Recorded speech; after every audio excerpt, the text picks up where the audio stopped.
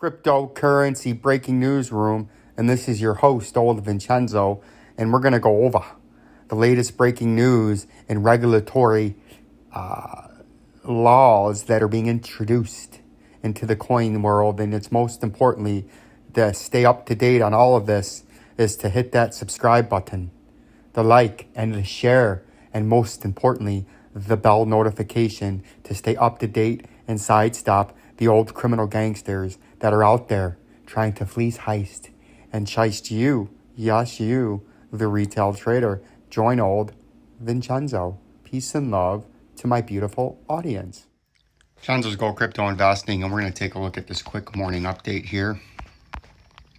As I am at work, obviously, you can see Luna is coming down beautifully from this consolidation. And what I would be watching out for with the old Luna is for it to come back down and retest the 50-day moving average and then maybe even the 200-day moving average down there today. See that? So that's what I'm targeting for the 200-day moving average. And that would still be sort of a bullish consolidation as long as you hold above 13,476. But if it comes down, that would be a pretty big fall from where it's at now. That would be a 56% fall. And I do believe this will eventually be underneath that orange line when the consolidation and the current pump is over. You can see the Bitcoin price is in the same area as it was all weekend and last week. We're struggling with this old all-time high. And if we zoom in to the 15-minute time frame, you can see we're below it now and using it as resistance. And if it continues to use it as resistance, you're likely to come all the way down here to the 18,000 even mark. And if you want to get bullish, you have to pump above that old all-time high, trying to get back on top of it and kick to the upside.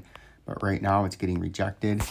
And that would be where you have to watch today. It's being forced down by the moving averages, and it could be telling you that this is about to break down in a third leg to the downside. So we're going to pay attention to that. Ethereum continues to fall, and you can see this morning it pumped up to a major upper resistance that we were watching for at 1669 up here. And it's initially getting rejected, and if it keeps getting rejected up there, it's going to trade all the way back down towards that underneath support at the uptrending green ring that now sits at 1469. So that's what we're paying attention to. You got the 1669 upper resistance where you're at now, 1469 lower support. XRP is unfortunately still in the same range. You can see it tried to bounce yesterday off of that lower support, came up to the 200-day in the 2-hour time frame, and it's getting rejected. And if it can't pump back on top of that, it's going to fall through more than likely this horizontal support at the top part of the red support zone, and it's going to end up trading into this red zone, the major volume indicator.